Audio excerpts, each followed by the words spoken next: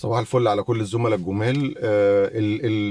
الفيديو ده هيبقى اخر فيديو قبل ما نتكلم بقى على الادفانسد سيلينج سكيلز اللي هي بياخدوها في المالتي ناشونال والشركات كلها، اللي هم السكس ستيبس بتوع الكول. فدي هنتكلم عليها، نبدا من الحلقه الجايه نتكلم عليها. طيب، انا هتكلم عن ايه النهارده؟ هتكلم عن الترايلز والتون بتاعت الصوت. حلو كده، التون مونوتونس بقى ومش عارف مالتي تونس والكلام ده كله. تمام، نبدا بالترايل.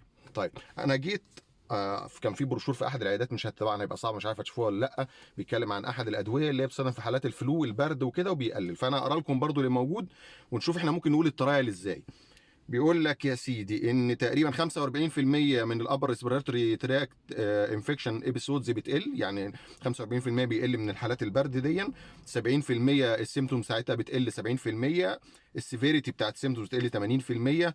وبيقول لك والله كمان ان حتى السيلف ليميتيشن، او ان هو يعني المريض ده بيقل عدد ايام مرضه 3 ايام وشويه، يعني تمام كده.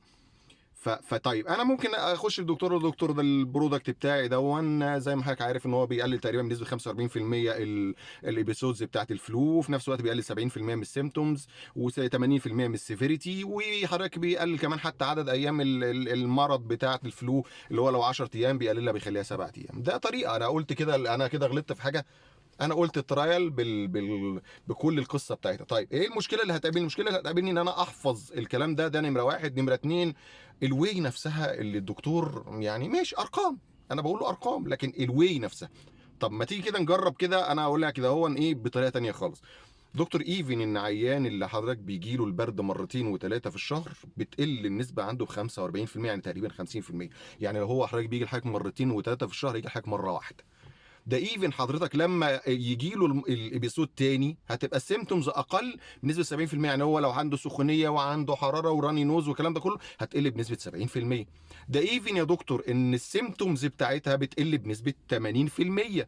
يبقى اذا يا دكتور حتى السيمتومز اللي هتجيله مش هتخليه نايم على طول في السرير، هيبدا ان هو يتحرك. وده اللي اثر عليه كمان حتى في الرجوع للشغل، ان هو اثر ايام الاجازه بتاعته نتيجه حالات البرد دي تقريبا 3 او 4 ايام. انا قلتها بس فصصتها على المريض وقلتها بطريقه. وخدت بالك انت لما بقول ايه 70% 80%، واخد بالك؟ ده اللي بيسموه بقى التون. التون دي اللي هي ايه؟ ان انا لما باجي اكلم الدكتور بكلمه بتون قويه لكن صوت مش عالي. هتقول لي يعني في ناس مرتبط عندهم القوة الصوت بالعلو. يا عم ابوس ايدك، احنا مش هنا عارف انت الاغاني الميتال. طب انت سامع حاجه يا عم الدوشه دي؟ واخد بالك؟ وطي صوت الصوت شويه. لا، هو ملهاش علاقه خالص. انا ممكن اتكلم بتون وسط لكن المفردات بتاعت الكلمات قويه، فدي بتبقى التون بتاعتي. واجي عند نقط معينه اتك عليها. هفكرك بالظبط كده بلقطه بتاعت فيلم عسل اسود، لما جت قاعده معاها بتعمل تقريبا، مش عارف كانوا بيعملوا محشي ولا بيعملوا الكحك. الكحك تقريبا. فبعدين بتقول لها ده حماتي ما بتحبنيش. قالت لها بتحب ليه؟ قالت لها اصل ده وانا ماشيه من عندها قالت لي ايه مع السلامه يا ابتسام واسترست لي على السين. بص، خدت انت بالك بقى ده؟ او شفت الناس دي؟ الناس دي دارسه الكول ودارسه، يعني حماتها دارسه سيلينج سكيلز. استرست لها على السين، يعني على السلامه يا ابتسام. فانا النهارده لما باجي اقول 70% بقول له ايه يا دكتور؟ 70%. بص الكلمه طلعت 70%، مش صوت عالي لكن 70%. 80% انا بس بعمل ستريس على بعض المفردات اللي هي بتدي. ده هيرجع بسرعه. انا بعمل ستريس على بعض الكلمات بس مش بصوت عالي، مش بنزعق، لكن هي كده 70% يا دكتور. بص انا قلتها بصوت واطي لكن فيها قوه. 70% يا دكتور من الحالات مش عارف كده هيرجع بسرعه للشغل. وده اللي احنا كلنا عايزينه. كلنا دي اللي هو ايه، انا وانت والمريض، فكلنا بتاعنا هنا. فتمام تمام. الكول كمان في بعض الحاجات، انا اسف يعني، اللي احنا بنعديها وكانها مش موجوده وهي مهمه. طيب انا دخلت الدكتور اناليتيكا ده بيحب الارقام قوي. فانت بتيجي تقول له ايه الاستاد دي يا دكتور بتجيب الريزلت بتاعتها كده. اقول لك على حاجه تانية. تخيل بقى لو قلت للدكتور ده راندمايزد دبل بلايند ستادي.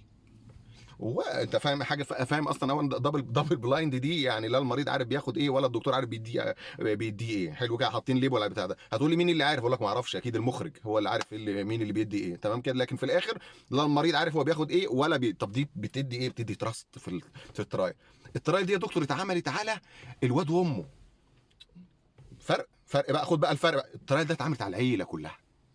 الطريقه دي اتعملت على الشارع، اتعملت على المجتمع. بمعنى ايه؟ الارقام مهمه، اللي هو ايه اتعملت على 10 تنفار. لا، الطريقه دي اتعملت حضرتك على 11000 بيشنت. الرقم مهم ليه؟ بيدي تراست وتقل للترايل. دبل بلايند، راندمايزد دي يعني احنا ما بنختارش، تمام كده. فدي الفكره كلها في الارقام مهمه. في حاجات احنا بننساها لكن هي مهمه للدكتور الاناليتيكال. الارقام في الترايلز مهمه جدا. البي فاليو دي كل ما كان الرقم بتاعها قليل وحاجات زي كده بيبقى حاجه اسمها سيجنيفيكانت ونون سيجنيفيكانت. فدي حاجات في الترايل بقى نفسها لما ان شاء الله ربنا يكرمكم في التريننج ممكن يقول لك على الحوار ده. فانت اهتم ببعض، ما بقولكش احفظ الترايل، بقول لك شوف الترايل تقولها ازاي بطريقه سلسه فتحفظ فيها الارقام، دي نمره واحد.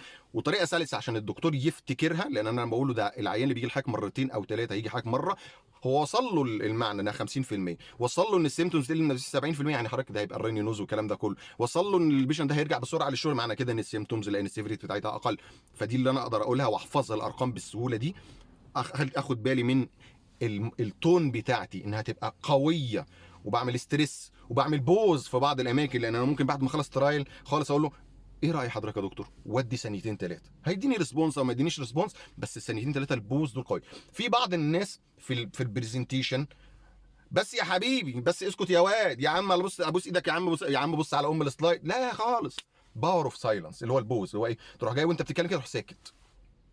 فانت قصادك طبعا دكاتره بقى، في ممكن حد اتنين بيتكلموا فتسكت شويه كده اهو، بس ما تبصش للي بيتكلم، لان هو ممكن يستعمل ايه يبوظ لك الميتنج، لكن ايه تروح ساكت كده شويه، تمام، وبعدين وتروح مكمل لما تلاقي الدنيا هص هص. اسمها باور اوف سايلنت. طولت معلش عن الخمس دقائق، بس يعني بعض المعلومات كده بتيجي في دماغي.